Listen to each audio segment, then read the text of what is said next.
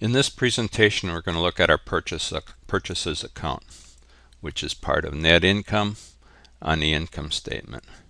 Purchases account is where we purchase inventory for resale, and it's associated with a merchandising company where you buy a product and then you resell it. So we accumulate our inventory in this purchases account. And it acts as a like cost of goods sold. That's essentially what it is here, but we just isolated our purchases separately. Again, the purchases account is part of net income on the income statement. And this is where we purchase inventory that we're going to resell. And it's generally associated with the merchandising or retail companies, and it's used in a periodic inventory system. Also, we're going to look here at the purchase returns and allowance and the purchase discounts. Now, they are contra accounts to the purchases account. So, where we debit or increase our purchases in the purchases account by debiting it, we use the opposite sign convention here for our contra accounts, where credit increases that, and these accounts here ultimately reduce the purchases account. So first, let's go here and look at purchasing some inventory. So we buy it on account. So on accounts payable, we credit it, increase accounts payable. Now the associated entry would be here to debit purchases or increase purchases by $30,000. Let's look at a purchase return and allowance. Say we return $500 worth of material. So we debit or decrease accounts payable, and then we go over here to purchase return and allowance, and we credit the purchase return and allowance for $500.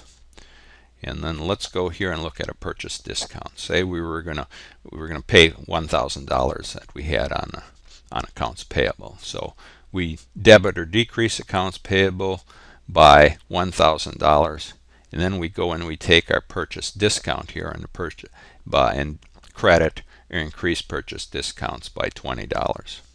That was a 2% discount that we took. And then the related balance here would go to cash. We reduce cash by $980. Okay, at the end of the year, the purchases account and the allowance and the discount accounts get close to the cost of goods sold account.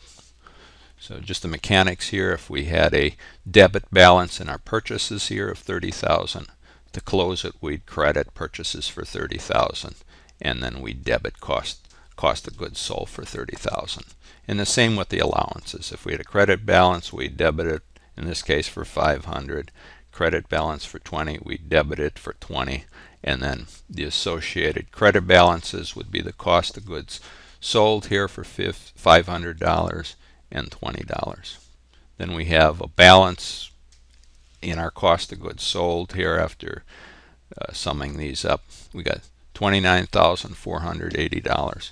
Now that amount gets, and cost of goods sold gets close to net income for the year. Okay, we're going to look at periodic inventory year-end adjustments to the cost of goods sold and to the inventory account. So throughout the year, we've been accumulating our inventory here in this purchases account under net income on the income statement.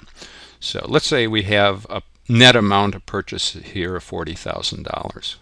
Well, that's comprised of all the purchases we've made plus our freight in costs, and we total that, and then we subtract out the purchase discounts and the purchase returns and allowances. So we subtract that from our purchases up here, and then we come up with a net purchased amount here.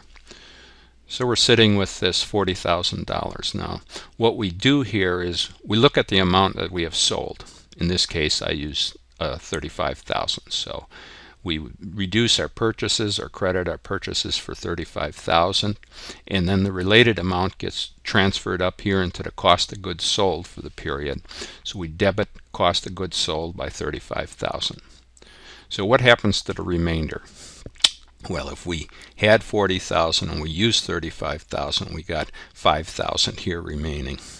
So what we do is we credit the purchases amount by that amount, or reduce purchases, and we put it, corresponding debit account here would be to inventory under the assets. So we debit $5,000 to inventory.